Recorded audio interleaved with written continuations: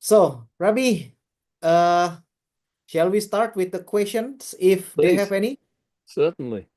Yes, Rabbi. Baruch Hashem.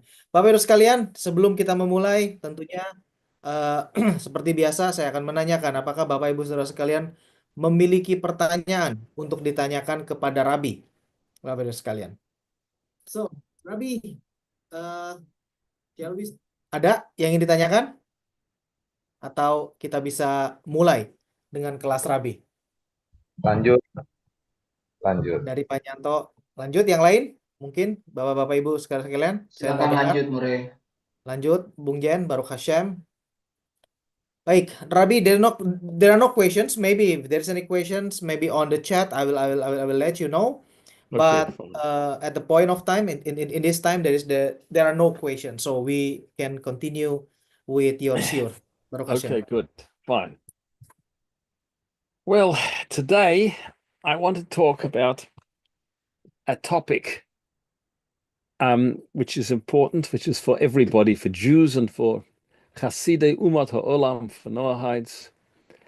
And it has to do with the idea of the inner and the outer dimension of the Torah. What do we mean by this? What is the significance of it? Well, now, when the Jewish people received the Torah at Sinai, at Mount Sinai, they were able to perceive godly concepts, godly forms. They were like prophets. Now, what this means was that they saw the inner dimension of the Torah. What do I mean by the inner dimension of the Torah?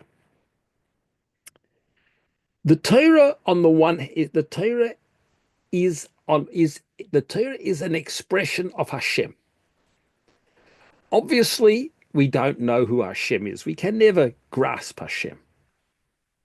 But Hashem has created what we know as certain divine attributes, or in the language of the Kabbalah, Sefirot, different divine qualities.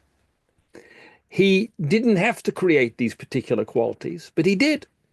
He could have made, there are 10, he could have made 11, he could have made 1,000, he could have made 100, whatever it was, he produced these divine qualities, which we call chesed and gevura, loving kindness, divine justice. And he also placed these attributes in our souls too, so that we could, so to speak, understand. We have a communication, because we know what love is, because Hashem put this into our soul as well. But Hashem's love is beyond description. Hashem's attributes, his qualities, are completely transcendent. Now, and it is a way in which Hashem expresses himself to us through these divine qualities. Now, what the Torah is in its essence is that it is about God. In other words, Hashem is displaying, communicating within us. He's revealing or manifesting these divine qualities. Moshe Rabbeinu asked to see Hashem, so to speak. Obviously, no person could see Hashem and live. But Hashem revealed himself, these qualities of goodness and whatever it is, chesed, gevura, tiferes, all of these different things, Hashem made these known to Moshe Rabbeinu, and he made it known also to the prophets. And in a way, it's also there in what we call the hidden part of the Torah, the deeper, the inner essence of the Torah. So, in a sense, then, when we speak about when we speak about the essence of the Torah, this is Hashem saying, if you want to know me, if you want to know who I am, so to speak, if you want to know me, if you want to become close to me, study my Torah. Because Hashem says, I put myself into this. Now we know, just to give you a worldly example, very often a person could say, I could ask any one of you, who are you? Who are you? I want to know you. Now, can I ultimately know you? Probably not, because how deep is the essence of the soul? It's very deep. But you might say to me, I wrote a beautiful poem. I wrote a poem, or I did a good deed, or I made a useful organization. I did something. I put myself into it. We have an expression, I gave myself over into it. So Hashem also says, if we look at this word, what is the very first letter of the Ten Commandments? It is Aleph. It is the very first word of the Ten Commandments, which are the essence of the Torah, is Anoichi. Anoichi means I. I am the Lord your God who brought you out from Egypt, etc. Now, Anoichi, our rabbi said, Anoichi is an acrostic. An acrostic means which each letter of that word correspond. You can be ready. Each letter is the first letter of a word. For example, and of course, they're speaking metaphorically here. They said Anoichi, which means honor. I, Aleph, Nafshi, my soul, Ksovis, I wrote it, Yud, Yehovis, I gave my soul into the Torah, says Hashem. I have expressed myself in the Torah. I've expressed myself, obviously. Now, once again, I tell you before, is it the ultimate expression of Hashem? No, it's not, because we can never know Hashem. But Hashem said, all of these divine attributes which I created, I am revealing to you in the Torah. So therefore, the Torah itself, in this sense, is about Hashem. It's not about us. It's about Hashem. And we can, if we want to, if we ultimately, the ultimate way in which we will know Hashem, it says that when Mashiach comes, and I'll talk about this a little bit later, it says the whole occupation of Hashem will be to know Hashem, to know Hashem. Okay, so this is the innermost essence. This is the essence of the Torah. Hashem revealing his attributes, revealing his innermost, his manifestations. So that's we call the innermost aspect, the inner aspect of the Torah. But there is also an outer aspect. Now, what is the outer aspect? The outer aspect of the Torah is the way in which the Torah speaks to us and the world to tell us what we have to do. For example, all of the Noahide laws, they are instructions to people in order how to behave, how to act in the world, how to act towards nature, how to act towards another human being, how to act towards Hashem. All of these are instructions for life, for living in the world. But what is it? What is the real purpose of it? The purpose of this is in order actually to rectify, to improve, to correct, and to repair the world, to make it a better place. So generally speaking, there is the idea that on the one hand, the Torah is the Torah is about essences of Hashem, and on the other hand, it is about actions in the world, which we call this halacha, how to act, what to do in the world.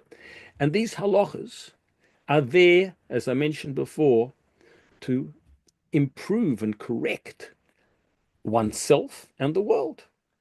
For example, it tells me to be, Torah teaches us honesty, how to behave in business dealings. Well, that is something which looks to be for the sake of us, for my sake, or for the sake of the world.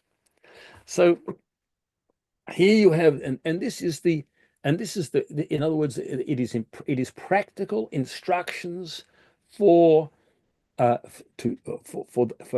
rectification of ourselves and of the creation. So therefore, here are the two aspects of the Torah, the inner and the outer. Now, in reality, they are all one. They are actually connected one with the other. And uh, they are connected one with the other because it's all one Torah. It's just that what the outer aspect, the practical, the halachic aspect does is to translate the essence into action, into a way in which the essence could be actually expressed in the world itself. So let's give an example of this.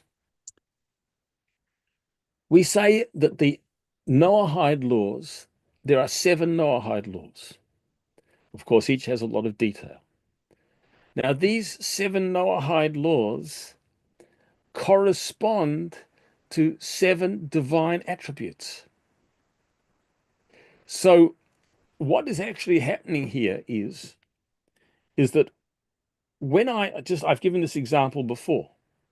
Let us take the idea of love, for example. Now, chesed is the attribute which relates to the whole idea of sexual morality, the family, and so on. The family, how the family is to be constructed, that it's supposed to be constructed of a husband and a wife, and that and what is moral, what is not moral, what is allowed, what is not allowed, and so on and so forth.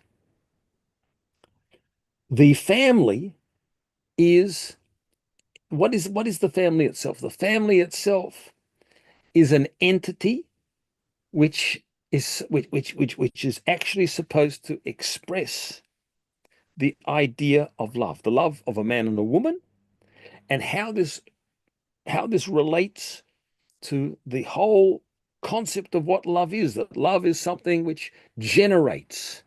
That love is something which continues and leads into, produces another generation. That it's about in other words, it's the structure. It's the structure of this it's the concrete expression of this attribute of love, the correct attribute of love. How this attribute is supposed to be is actually translated into action.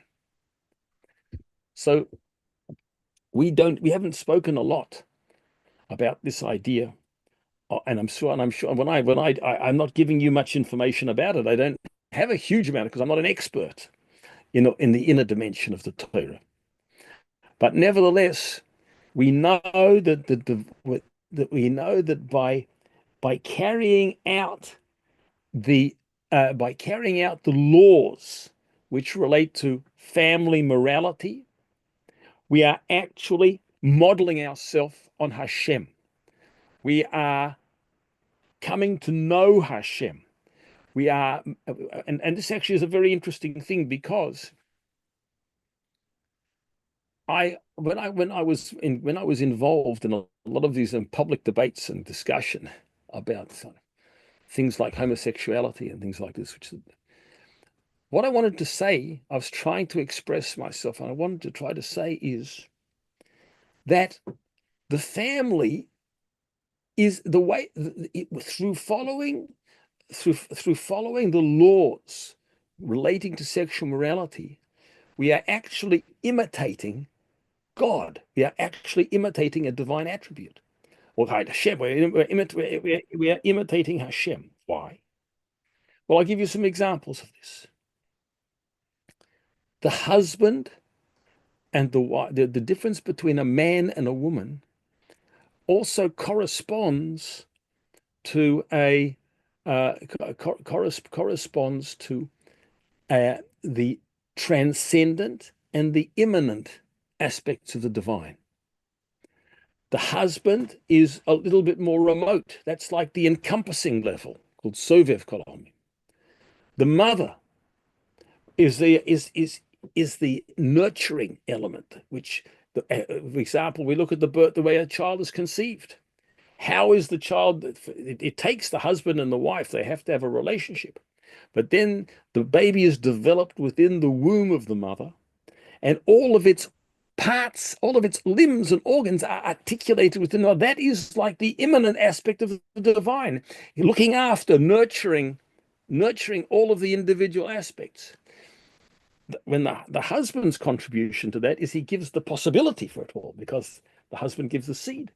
But then comes up. So therefore, what you see is that the husband and the wife are representing together divine creative powers. This is the concept of this is how God creates, how God gives, how God produces, make divine.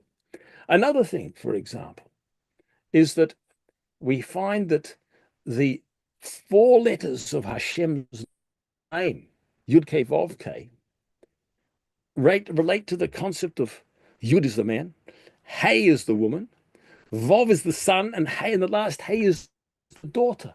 In other words, you can see how also the proper structure of the family, where children are the biological descendants of their parents, and they and where a male is a male and a female is a female without any confusions at all.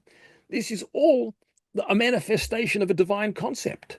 In other words, the family, the proper structure of the family, is a actual imitation of the divine, or manifestation. It's a manifestation of the divine. So what do we have here? What we have here as follows is, once again, to repeat what we're saying before, that the mitzvah has a inner dimension, what it means, what it signifies. It says this is what the divine attribute of chesed is. This is the way we imitate God in this dimension. That is what it means. That is what it's about. It's about godliness. It's a godly idea. But then we have to translate that into action.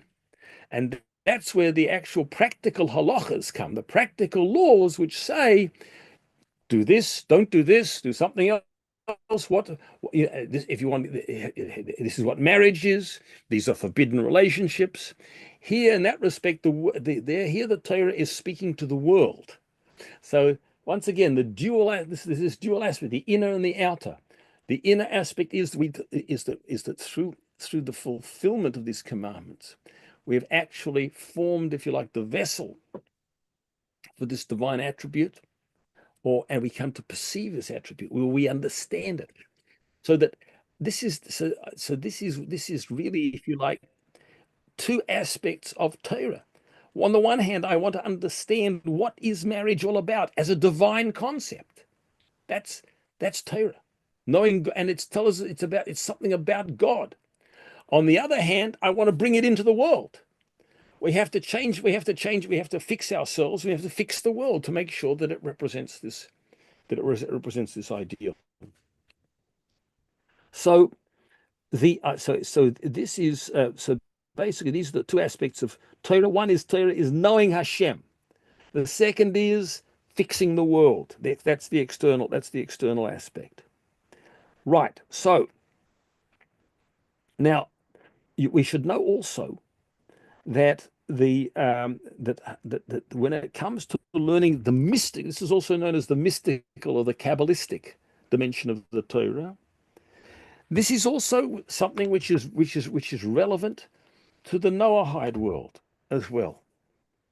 That, in fact, that, and the Lubavitcher Rebbe says this clearly, that it's very important also for the Noahide world to understand not only first what is basic. We have to know what to do. That's the practical as Torah, as the way Torah guides us in our action to repair ourselves and to repair the world. But he says also it's important for a Noahide to understand the spiritual, the inner dimension of their mitzvahs as well. So this is something which is very important, and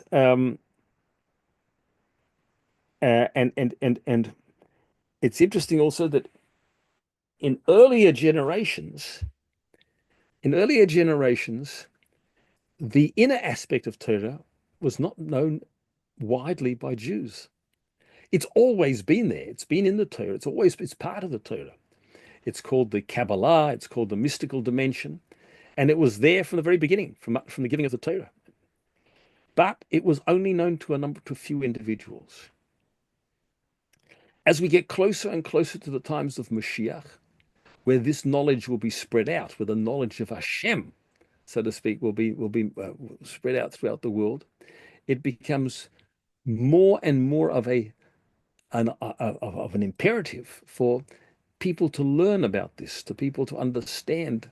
And this, in a way, this propels us towards the times of Mashiach, the fact that we are acting in a Mashiach way.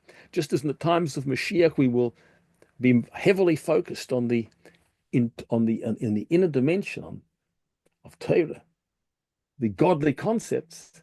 So now we should also do it, and this applies also to the Noahide world as well. So, when the Torah was given, it says that, or even before that, at the time of the crossing of the sea, it says that a maidservant saw what the prophet Isaiah did not see. In other words, Prophet Hashem gave this ability, this spiritual or prophetic vision to everybody.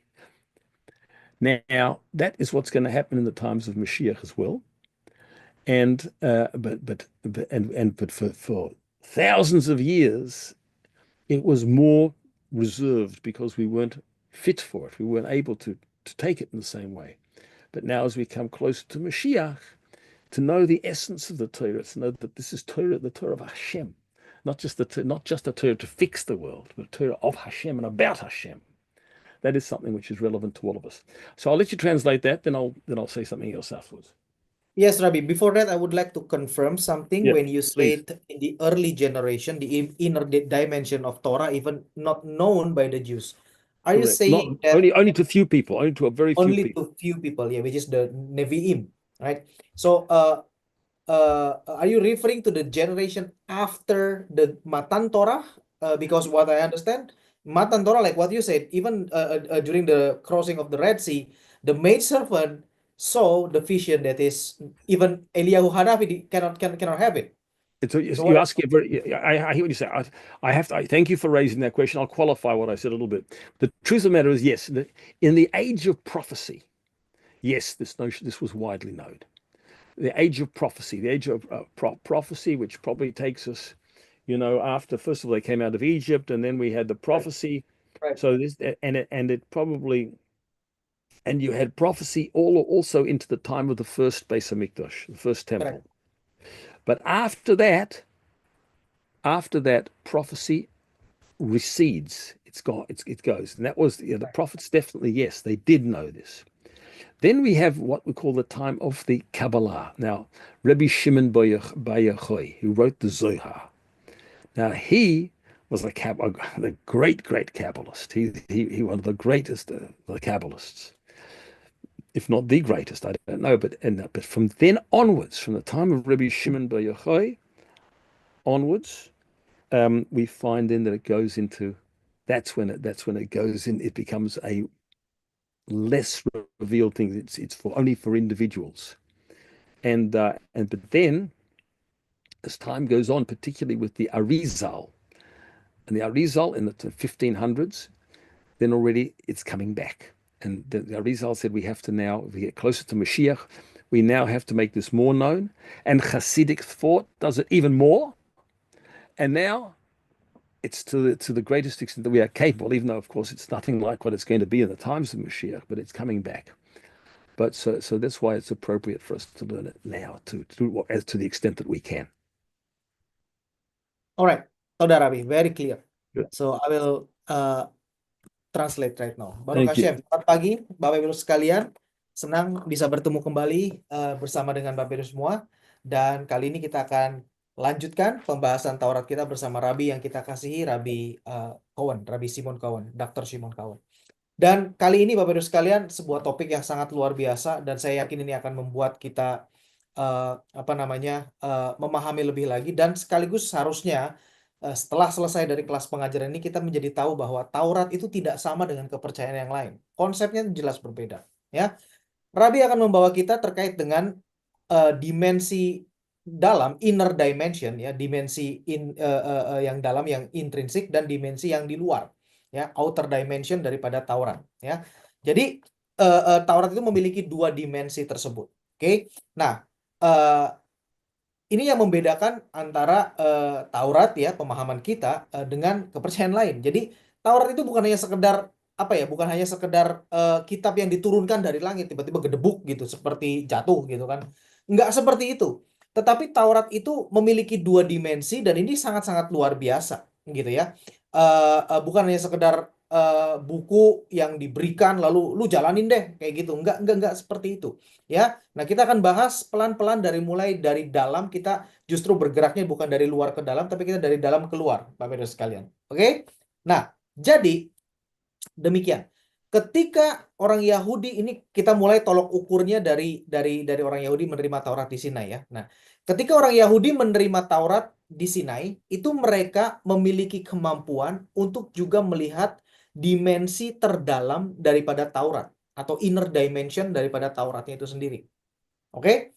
Nah, jadi Bapak Ibu sekalian, makanya tadi Rabi katakan bahwa ketika bangsa Israel itu menerima Taurat di Sinai dan bahkan mulai dari Laut Merah terbelah, itu mereka satu bangsa total itu memiliki kapasitas yang bahkan Eliyahu Hanabi itu nggak punya. Artinya level profesi mereka, level kenabian mereka itu jauh di atas Eliyahu Hanabi. Kita tahu Nabi Elia kurang kurang kurang luar biasa apa gitu kan, salah satu nabi terbesar mungkin setelah apa namanya, setelah Moshe Rabbeinu gitu kan.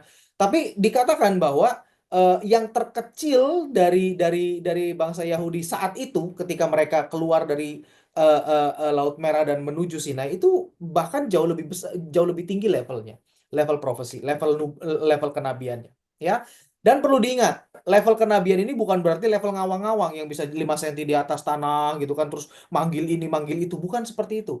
Level kenabian itu artinya adalah pemahaman kita, pemahaman seorang manusia terhadap Hashem, terhadap Tuhan, terhadap pewahyuan tentang Tuhan.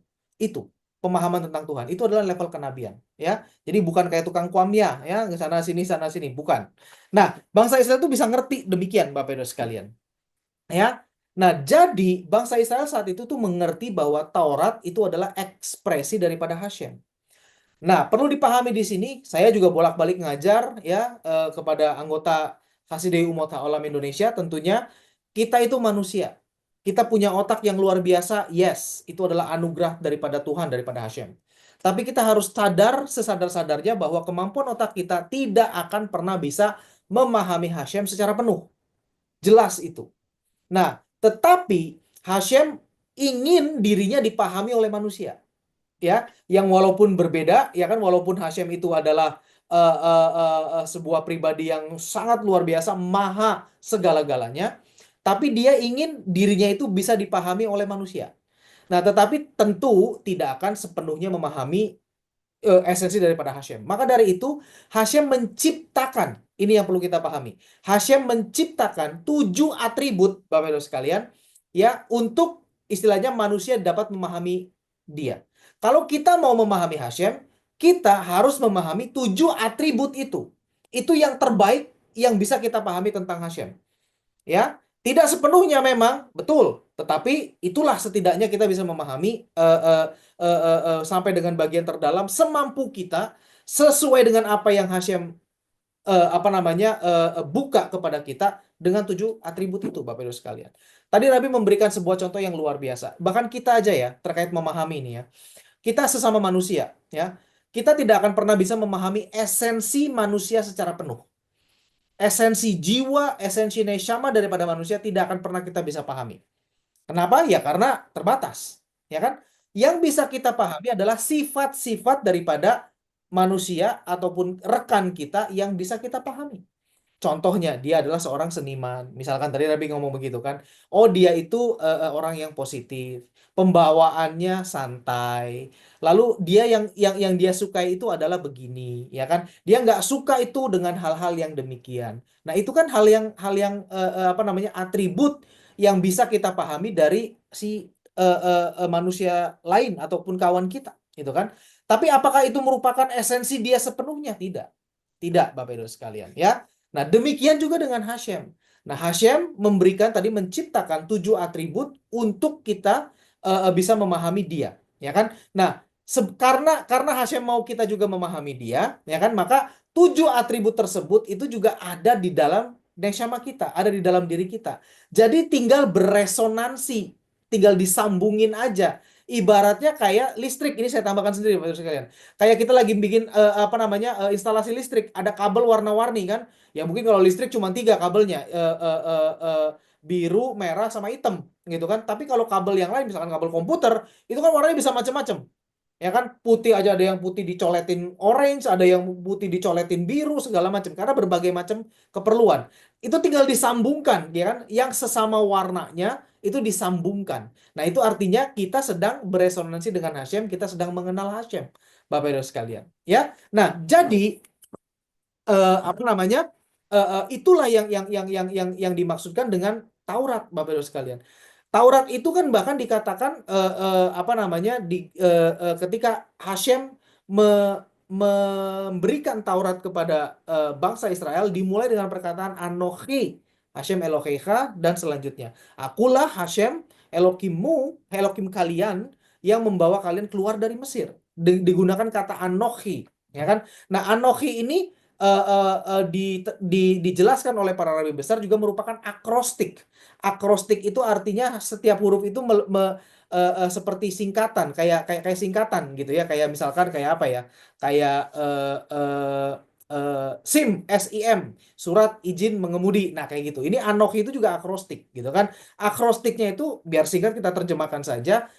A-nya itu dari kata ani atau ana gitu ya, itu artinya aku, dan selanjutnya itu artinya aku menyatakan diriku, ya, kepada di dalam Taurat. Itu singkatan daripada Anochi gitu, Bapak Ibu sekalian, ya. Nah, jadi Taurat itu bukan hanya sekedar instruksi, bukan hanya sekedar kitab, bukan hanya sekedar buku, tetapi itu adalah ekspresi pernyataan daripada Hashem.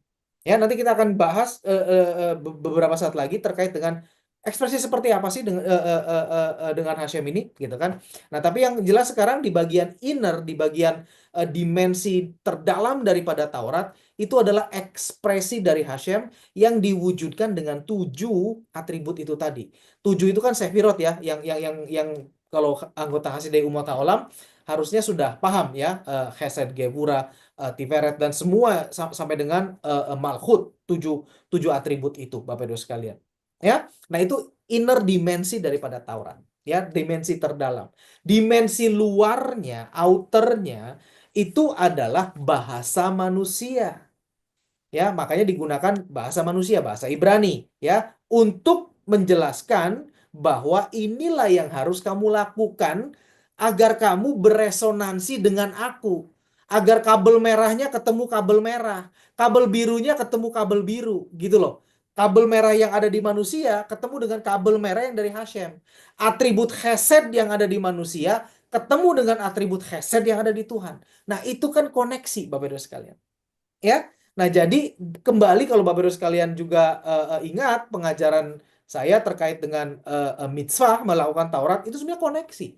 Yaitu kita nyambung dengan Tuhan, kita beresonansi dengan Tuhan. Kualitas yang ada di dalam kita, kita sambungkan dengan, kita samakan dengan frekuensinya dengan Tuhan. Seperti itu, Bapak Ibu sekalian. Ya, nah jadi dari sini kita bisa paham bahwa antara aspek inner, aspek terdalam daripada Taurat dengan aspek luarnya itu nyambung. Jadi yang dalam itu diterjemahkan ke dalam tindakan, ke dalam action, tadi Rabi katakan, dengan bentuknya itu adalah halakha, aturan hidup, instruksi hidup, ya kan? Nah, jadi Bapak Ibu sekalian, secara kesimpulan bisa dikatakan aspek inner, aspek terdalam dari Taurat adalah kita mengetahui Hashem, kita mengenal Hashem. Nah, outernya adalah kita melakukan apa yang kita pahami itu dengan action, dengan tindakan, sehingga dunia yang kita hidupi sekarang itu lebih baik. Ya, mulai dari diri kita sendiri melakukannya. Begitu Bapak Ibu sekalian. Nah, sekarang contohnya ya. Bagaimana contoh antara itu tadi ya, aspek yang terdalam dengan yang luarnya itu bisa nyambung. Nah, 7 hukum Nuh. Kita ambil dari yang memang relevan untuk kita ya. 7 hukum Nuh. 7 hukum Nuh itu terkorespondensi dengan 7 atribut itu tadi. Chesed, Gebura, segala macam, gitu kan. Nah, sekarang kita ambil satu contoh atribut yang namanya Chesed. Chesed itu adalah kebaikan, cinta, kasih. Itu Chesed, Bapak Ibu sekalian. Nah, salah satu aspek dari Chesed itu adalah apa namanya terkait dengan keluarga, ya. Pengejawantahan atau bentuk apa namanya bentuk fisik daripada Chesed yang diinginkan oleh Hashem itu salah satunya adalah keluarga. Kalau ngurusin cinta antara laki-laki dan perempuan itu bentuknya adalah keluarga, bukan yang lain, ya. Jadi kalau laki-laki perempuan berkomitmen tapi tidak mau berkeluarga, itu bukan bukan cerminan daripada Chesed. Atau membentuk keluarga tapi bukan antara laki-laki dan perempuan, antara laki-laki dengan laki-laki atau perempuan dengan perempuan, ataupun laki-laki dengan binatang, perempuan dengan binatang. Lalu mereka berkata ini keluarga. Tidak, itu bukan yang diinginkan oleh Hashem. Itu bukan kualitas chesed yang diinginkan oleh Hashem, Bapak Ibu sekalian. Ya, nah jadi kita bisa paham di sini bahwa 7 hukum Nuh yang berkata tidak boleh melakukan imoralitas seksual itu adalah bentuk action, bentuk fisik, bentuk luar daripada karakter Hashem yang namanya Hesed.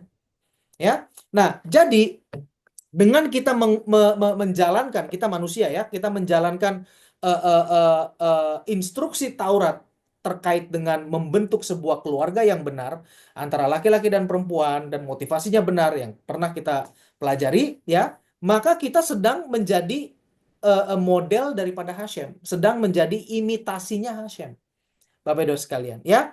Nah, maka dari itu kita juga sudah pernah bahas, sudah pernah kupas di dalam Shiur Taurat kita. Apa itu laki-laki dan apa itu perempuan, dan ketika mereka bersatu itu melambangkan apa namanya kualitas Hashem yang memang kelihatannya berbeda tapi pada hakikatnya adalah satu, yaitu adalah Hashem. Hashem itu memiliki kualitas yang namanya transcendence, ya kan? Sesuatu yang punya otoritas, sesuatu yang sepertinya agak jauh gitu kan? Ya sama seperti raja gitu kan? Dia punya otoritas, tapi kita nggak bisa dekat kepada raja setiap saat, tidak, ya kan? Itu dicerminkan dalam kualitas maskulin atau seorang laki-laki, seorang figur ayah. Ayah itu kan agak transcendence kan. Dia hanya memberikan aturan. Aturannya begini, keluargaku warnanya seperti ini nilai-nilai keluargaku. Setelah itu, ya dia serahkan kepada istrinya untuk menjalankan di dalam keluarga. Ayahnya kemana? Ayahnya berjuang di luar, ya kan? Bekerja, mencari nafkah.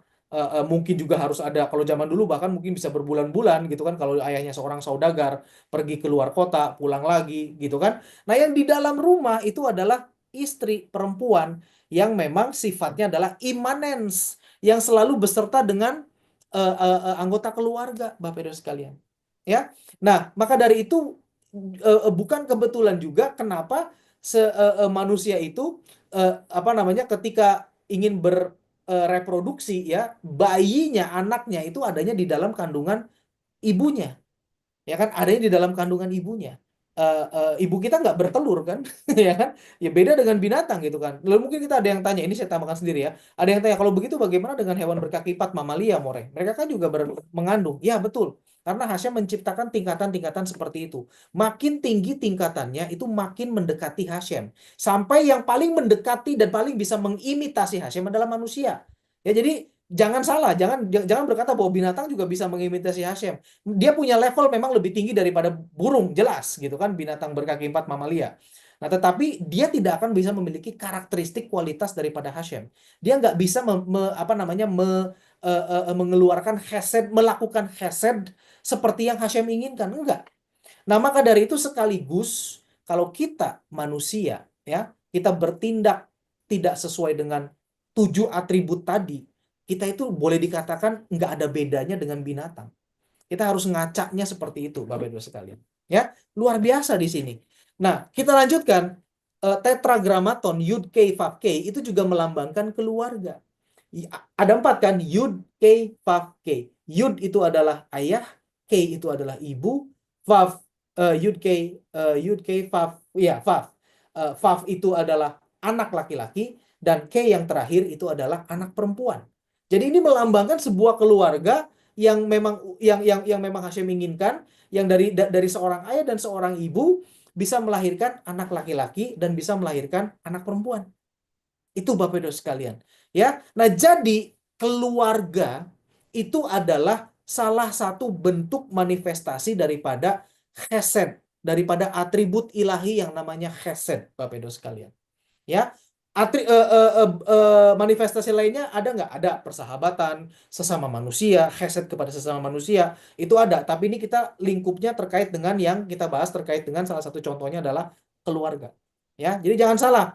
Makanya Rabi katakan bahwa Rabi ini cukup aktif. Tadi beliau jelaskan Rabi ini cukup aktif dulu ketika beliau masih punya banyak waktu dan tenaga tentunya. Ketika beliau masih muda, beliau cukup aktif dalam memerangi yang namanya homoseksualitas di Australia. Dan Rabi ini terkenal dulu itu sangat vokal, sangat-sangat menentang homoseksual, sangat-sangat menentang karena ini tidak sesuai dengan Taurat. Dan Rabi selalu berkata bahwa kalau kita menjalankan dan menghidupi kehidupan seksual kita dengan benar, itu kita sedang mengimitasi Tuhan. Itu aja, sesimpel itu. Nah, makanya janganlah kita melakukan hal-hal yang tidak sesuai dengan Taurat. Ya. Nah, jadi Bapak Ibu sekalian, itu kita bisa paham kan bahwa karakteristik daripada Hashem yang atribut chesed itu bisa dimanifestasikan dengan benar dalam kehidupan keluarga dengan menggunakan tuntunan Taurat. Ya kan? Itu kan? Nah, jadi apa namanya? Itulah aspek inner, aspek terdalam dan aspek luar, aspek dalam dan aspek luar daripada Taurat, Bapak Ibu sekalian. Nah, sekaligus di sini sebetulnya yang sekarang kita sedang pelajari itu kita sedang mempelajari Kabalah juga, Bapak Ibu sekalian. Ya, kita sedang mempelajari Kabalah itu kan sebenarnya dimensi terdalam daripada Taurat, dimensi spiritual daripada Taurat, gitu kan? Nah, sekaligus di sini kita paham bahwa kalau kita belajar Kabalah itu bukan berarti kita kayak cenayang, enggak. Beda Bapak Ibu sekalian, ya. Kalau kita belajar Kabalah itu artinya kita memahami Hashem, memahami atribut Hashem. Itu aja. Ya, sederhana, simple dan tidak aneh-aneh, Bapak Ibu sekalian, ya. Nah, dan perlu tadi Rabi menambahkan bahwa aspek terdalam daripada Taurat ini sempat ada waktu di mana bangsa Israel pun tidak bisa mengaksesnya karena memang mereka lagi ada di dalam pembuangan, ya kan. Hanya orang-orang tertentu yang terbatas yang bisa memahami ini semua, ya. Dan itu kalau kita lihat tadi, makanya saya melakukan klarifikasi bahwa ketika di Sinai aspek dalam daripada Taurat ini itu diketahui oleh seluruh bangsa Israel sampai dengan era nubuatan, sampai dengan era para nabi selesai, ya kan. Setelah era para nabi selesai, aspek itu tertutup hanya kepada beberapa orang saja sampai dengan terakhir itu adalah di ketika zaman Rabbi Shimon Bar Yochai, Rashbi. Ya, dia adalah seorang kabalis, salah satu kabalis yang terkemuka, ya. Nah, tetapi murid beliau yang namanya Arizal itu beliau mendapatkan dan melihat bahwa waktunya sudah dekat terkait dengan Masyiah, maka dimensi terdalam dari Taurat ini harus bisa diakses oleh sebanyak mungkin manusia, termasuk juga kepada non-Yahudi, kepada kita Hasidei Umot Haolam, ya. Tapi tentunya yang merupakan porsinya kita. Tidak perlu aspek Kabalah sampai dengan yang harus dipahami oleh orang Yahudi, tidak. Gitu ya. Nah, jadi ini Bapak Ibu sekalian, kita sudah belajar juga terkait dengan aspek inner dimension daripada Taurat, dan ini adalah pengajaran Kabalah yang tadi Rabi katakan. Over to you, Rabi. Baruch Thank you Hashem. very much. Okay, so now what's the relationship between these two aspects of the Torah? Well, as we said before, one translates into action what the spiritual concept is. But there are primarily different times for these two different aspects. For the most part, we have throughout the history of humanity, from the times of the Exodus from Egypt, or particularly after the giving of the Torah, all the way up to the present, we have been mainly involved with the refinement of the world, the practical refinement of the world. And so when we look at the whole Torah tradition, it is about the application of the halakha to a whole increasingly new, different circumstances. And the whole halachic tradition, which goes for thousands of years from Sinai right down to the present, has been, if you like, what we call the template. It's been the guide for Jews and for righteous Gentiles, righteous B'nai Noach, to how to conduct themselves in the world in order to repair it, to rectify the world. Now, the whole concept is the concept of redemption. If we look at Maimonides at the end of his code, he says, what is the significance of the times of Mashiach? The times of the Mashiach is the completion of the birur, of the refinement and the rectification of the creation. And at that time, then, when there is no longer the need to, of course, the mitzvahs will still be there, but people will not have to be told, don't kill, don't steal, don't commit adultery. These things will be known because, and the world will have largely been rectified already. Then says the Rambam, what will be the task of humanity? To know Hashem, because that external aspect of the Torah will have done its job. It will have completed its task in actually refining the creation. And then humanity will be focused on the inner aspect of the Torah, which is the knowledge of Hashem. The knowledge of Hashem, that will be the main purpose and the main occupation of humanity. So basically, that, just to repeat, that's the idea. The external aspect of the Torah was in order to rectify the creation. Now that once the creation has been rectified, then we can go straight to the inner aspect of the Torah, which is to know Hashem, because we don't need, to the same extent, people will not have to be told how to behave. They'll know how to behave. Now, so here is another very, I think, a very interesting idea.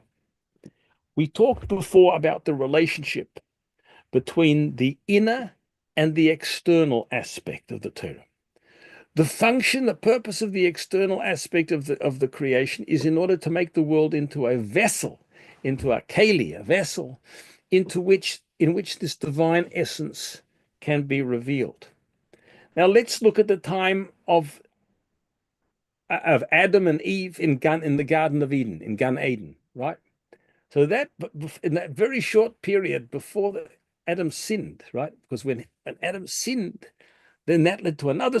Then there was Cain who killed, and then there was Enosh who served idolatry. Their society, the history went right down. The creation had a very great descent. But before that time, before the sin of the tree of knowledge, the world was actually in a state of perfection.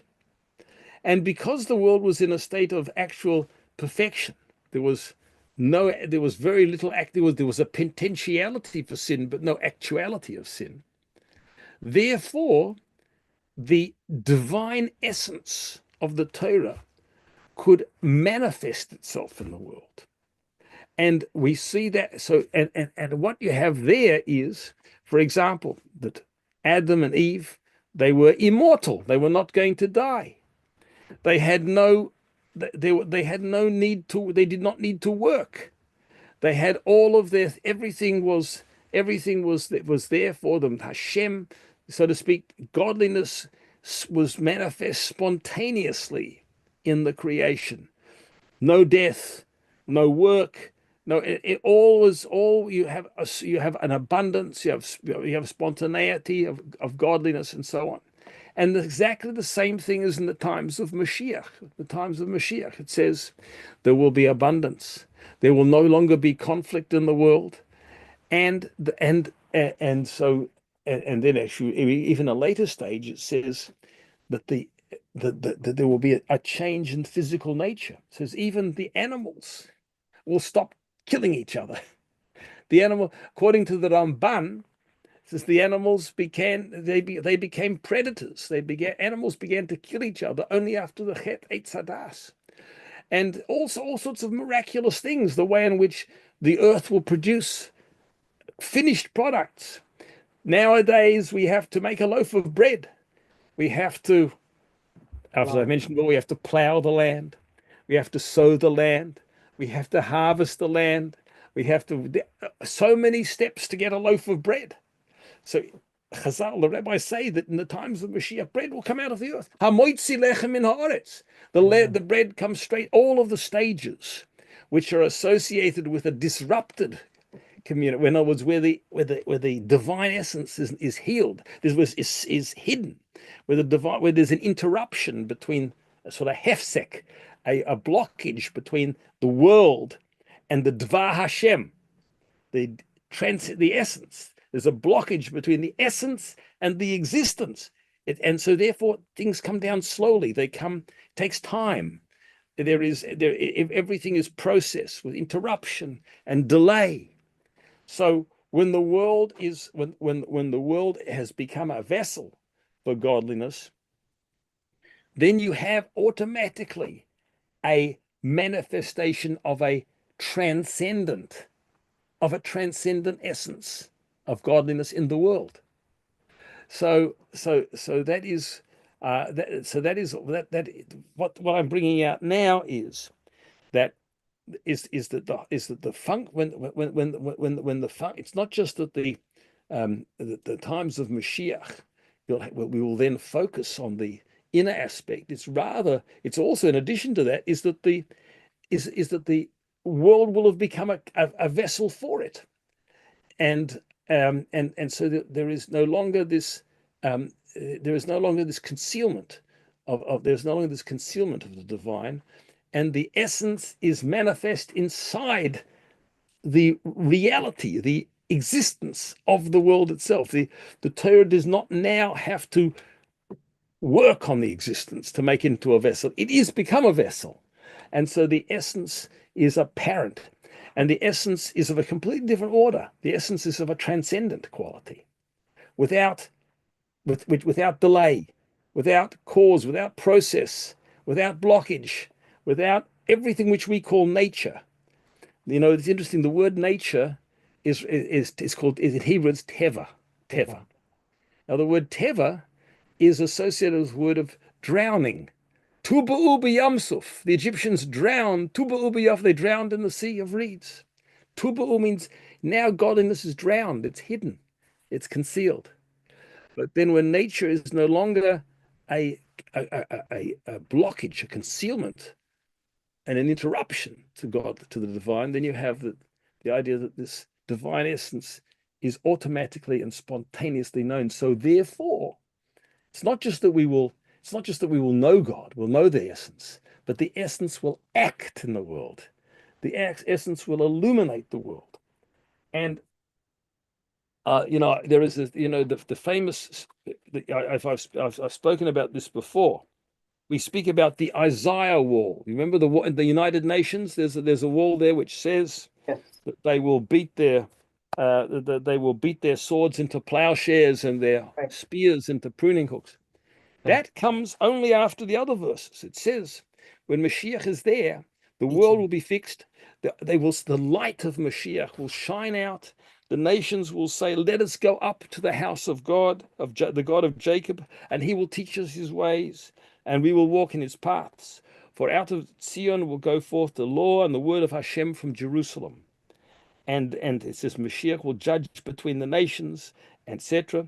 And then it goes on to say, and then they will beat their swords into plowshares. There won't be any more war. It's all finished.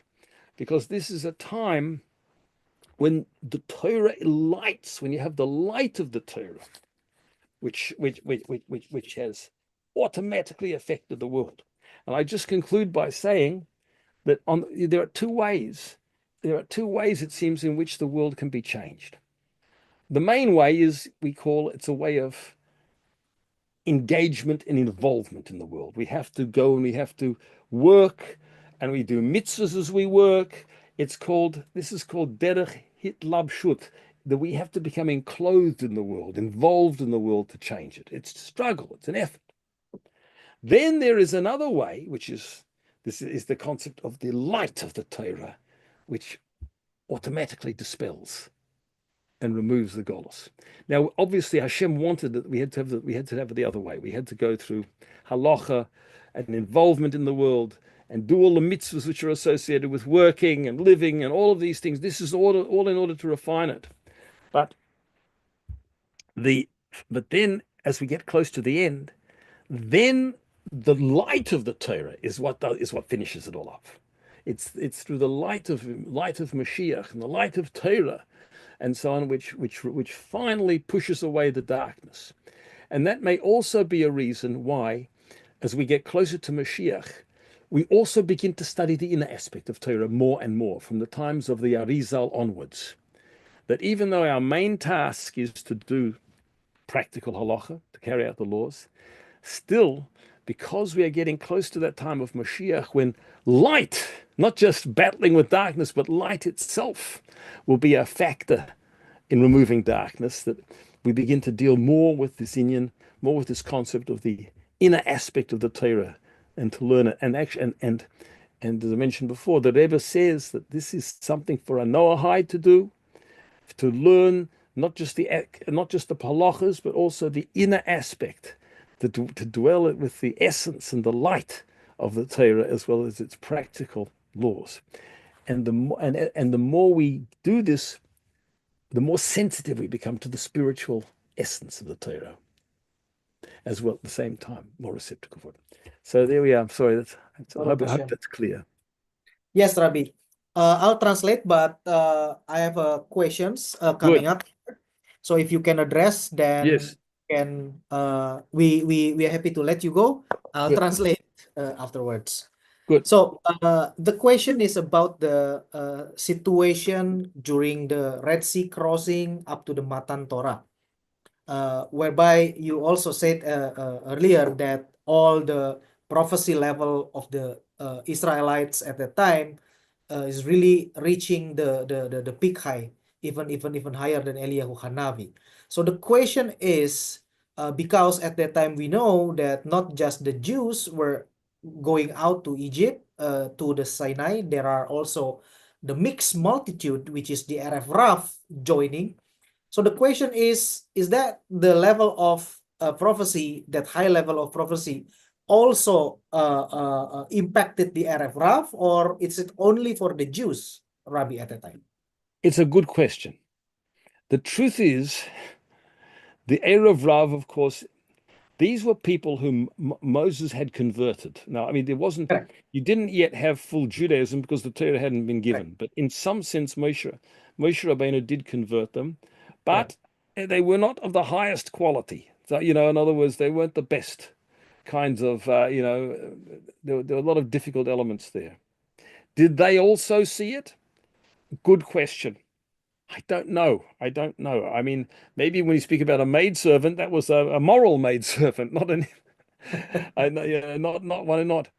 So I actually don't know. But I mean, it says that the HaRav were the main instigators of the golden calf. Correct. So maybe that's a sign that they had less of an experience of God. Correct. That may, but it's a good question. I don't know. I don't know the answer to that question exactly. Probably even then, you see that it's true. I mean, what happens? I mean, what is going to be? Let's say in the times of Mashiach, when Hashem makes this tremendous revelation, there may still be some evil people around. Will they also experience the revelation? Will they also see it?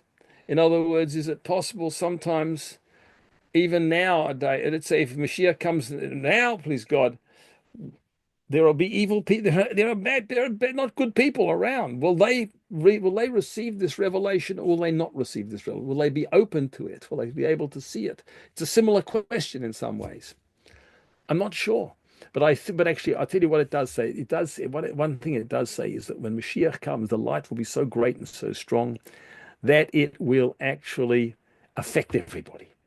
But it doesn't necessarily mean that everybody will be transformed by it. It could be that some people will just be, if there are some people who are still rebelling against it. We know there's evil which can rebel against God. Look at Amalek. Amalek saw godliness and he rebelled against it. It can still happen. So I can't answer the question. I don't know. Sorry Okay. about that. No problem, Rabbi. But I think we got the deduction already from there. Good. Okay. Okay. All right. So I'll go now and look forward to seeing you all next time. Okay. Thank you, Rabbi. Very Toda much. Rabba. Shavua Tov Bye. and Shalom. Thank you. Bye. Bye. Bye. Thank you, Rabbi. All the best. Thank you, Rabbi. Thank you. Baruch Thank you, Hashem. Rabbi. Baik, Bapak Ibu sekalian. Thank you, Rabbi. Rabbi sudah menyelesaikan bagiannya. Nanti saya tinggal menerjemahkan bagian yang kedua sampai dengan tadi pertanyaan ya yang disampaikan kepada Rabbi. Baik, Bapak Ibu sekalian. Nah, sekarang tadi kita sudah belajar di bagian pertama bahwa Taurat itu memiliki dua sisi dalam dan sisi luar, ya kan? Dan semuanya itu nyambung. Sisi dalam itu adalah esensi daripada Hashem yang diwujudkan, dimanifestasikan dalam 7 atribut ilahi, Sefirot itu tadi, dan bentuk luarnya itu adalah dalam bentuk aturan hidup, dalam bentuk pedoman hidup, ya kan? Nah, sekarang aplikasinya. Nah, aplikasinya yang sampai dengan kita saat ini masih lakukan, kita masih melakukan atau aplikasi bagi kitanya itu masih di dalam bagian luar daripada Taurat, ya, yaitu kita masih melakukan aturan-aturan Taurat dalam rangka untuk rektifikasi daripada dunia ini, ya. Rektifikasi diri kita sendiri, tikun ha-Adam, ingat ya, dan rektifikasi daripada dunia sekeliling kita, tikun ha-Olam, ya. Itu kita lakukan dengan melaksanakan aspek luar daripada Taurat, yaitu kita melakukan mitzvah-mitzvah yang menjadi bagian kita. Kita melakukan 7 hukum Nuh dengan setiap detilnya. Kita belajar Taurat dalam kerangka 7 hukum Nuh dengan setiap detilnya, dan kita lakukan itu adalah bagian luar daripada Taurat yang merupakan yang kita lakukan dalam rangka untuk melakukan rektifikasi atau pemulihan daripada dunia ini, diri kita sendiri maupun dunia ini. Oke, Bapak-Ibu sekalian. Nah, tetapi kita tahu bahwa kalau begitu, kalau sekarang ini kita masih dalam kulit luar, kapan kita masuk secara keseluruhan manusia itu masuk ke dalam dimensi terdalam atau bagian dalam daripada Taurat? Nah, Rambam Rabbi Moshe ben Maimon mengajarkan demikian. Jadi nanti Bapak Ibu sekalian, sebelum manusia itu masuk ke dalam era itu, maka akan ada yang namanya Masyiah. Nah, ini kan yang kita semua sudah pahami bahwa akan ada Masyiah yang akan dinyatakan, dan dia akan memimpin kita seluruh umat manusia untuk menyelesaikan semua bagian awal tadi. Semua pekerjaan yang sudah kita lakukan, kita melakukan Taurat, kita melakukan 7 hukum Nuh, semuanya itu nanti dilengkap, boleh dikatakan dalam tanda petik ya, dikumpulkan dan dilengkapkan semuanya itu ketika Masyiah dinyatakan, ya.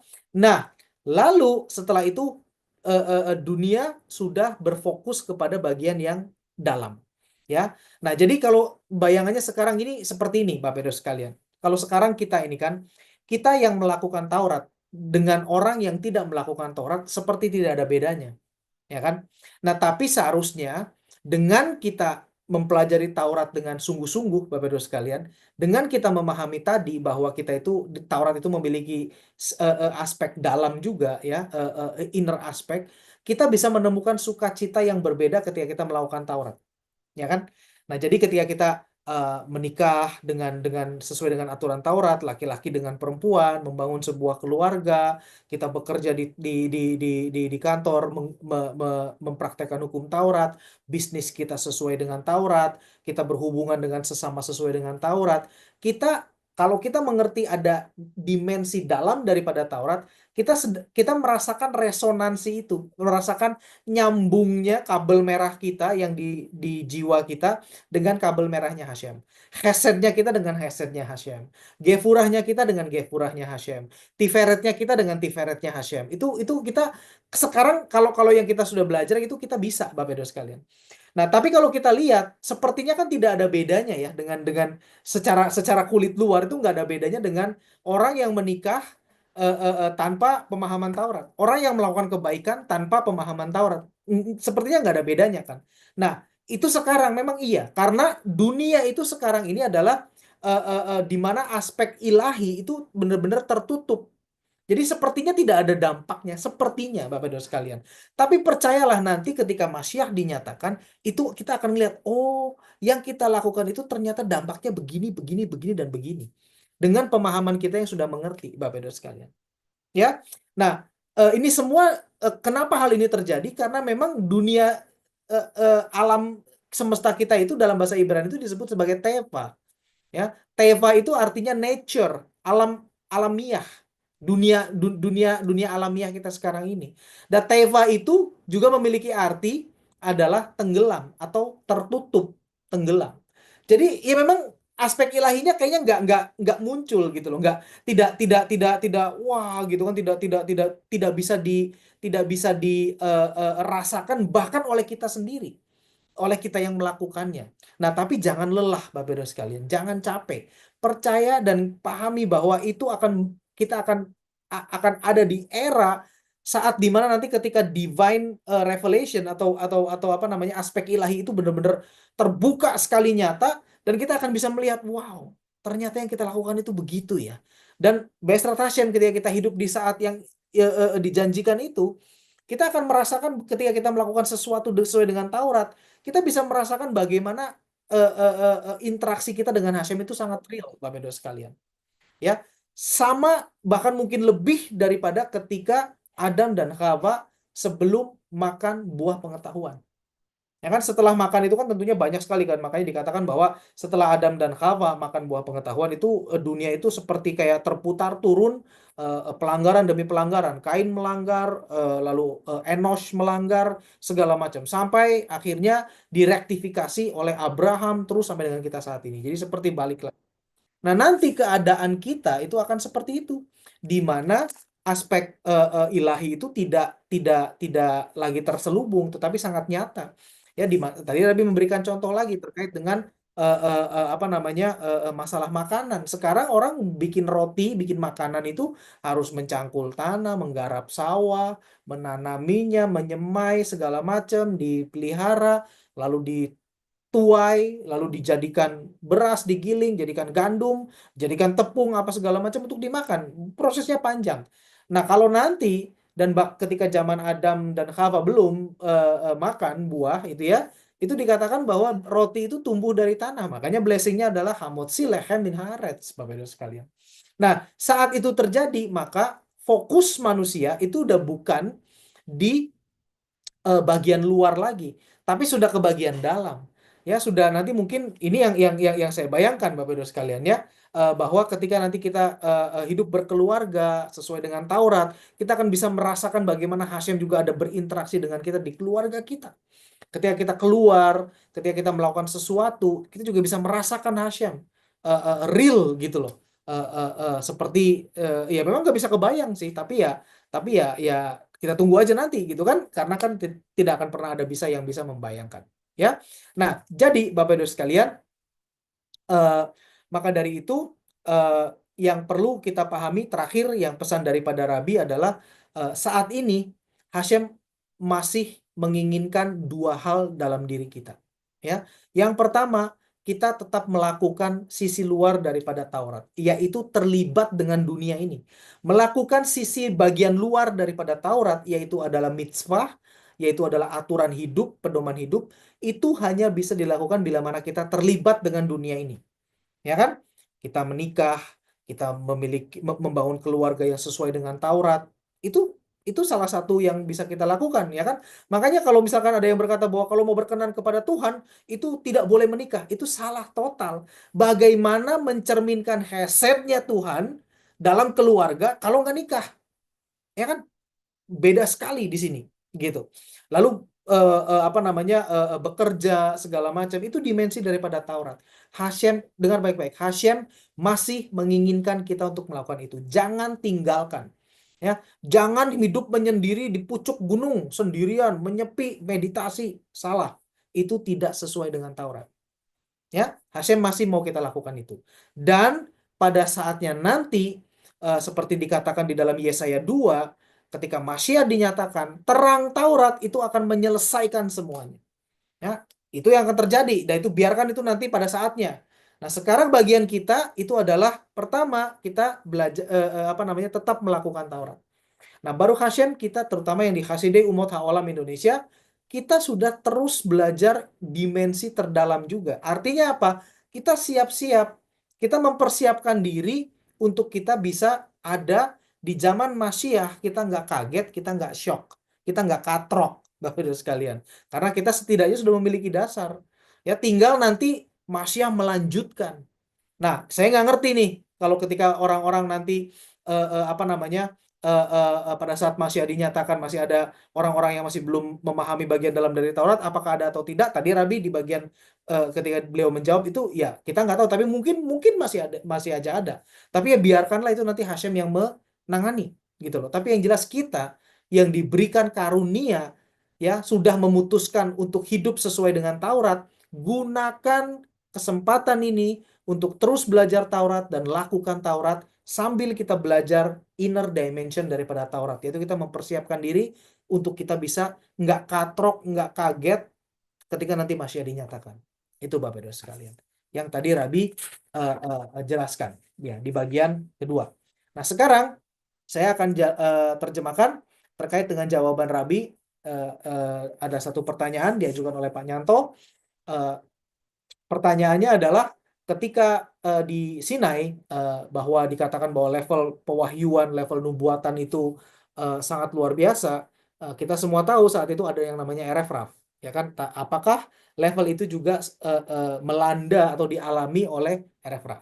Nah, Rabi berkata jawabannya adalah tidak, beliau nggak tahu, tetapi deduksi daripada beliau adalah mungkin HaRav itu tidak sampai levelnya untuk mencapai itu, ya, untuk bisa mendapatkan itu, sehingga dia masih tetap ada di dalam statusnya yang masih belum beres itu, dan bahkan menjadi provokator sebagai provokator terjadinya peristiwa lembu emas. Ya, Erefraf itu adalah non Yahudi, ya, non Israel yang ikut keluar bersama dengan Moshe Rabbeinu. Dan tadi Rabi katakan dalam tanda petik sudah dikonversi oleh Moshe, tapi waktu itu memang belum ada badan resmi gitu ya.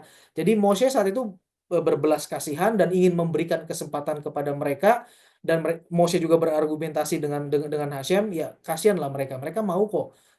Kenapa kita harus menutup diri gitu kan?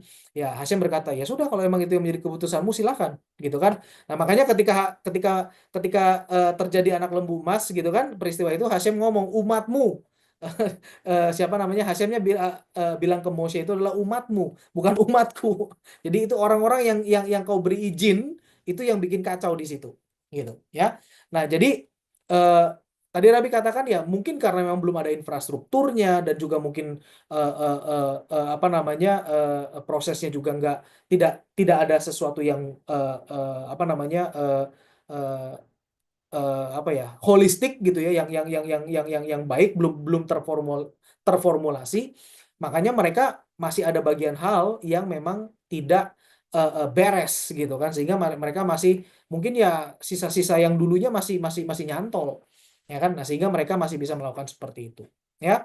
Nah, jadi menurut Rabi kemungkinan besarnya adalah mereka nggak sampai ke level itu ya. Jadi makanya mereka masih nyisa bagian dari yang lamanya, masih ada di dalam diri mereka, sehingga mereka bisa bikin kacau dengan anak lembu emas. Nah, begitu. Makanya ya buat kita yang penting kita sekarang fokus kepada pengajaran Taurat, melakukan Taurat, dan belajar inner dimension daripada Taurat ya di dalam komunitas kita, sehingga kita bisa siap mencapai ketika nanti Masyiah dinyatakan. Mudah-mudahan Masyiah dinyatakan di dalam generasi kita.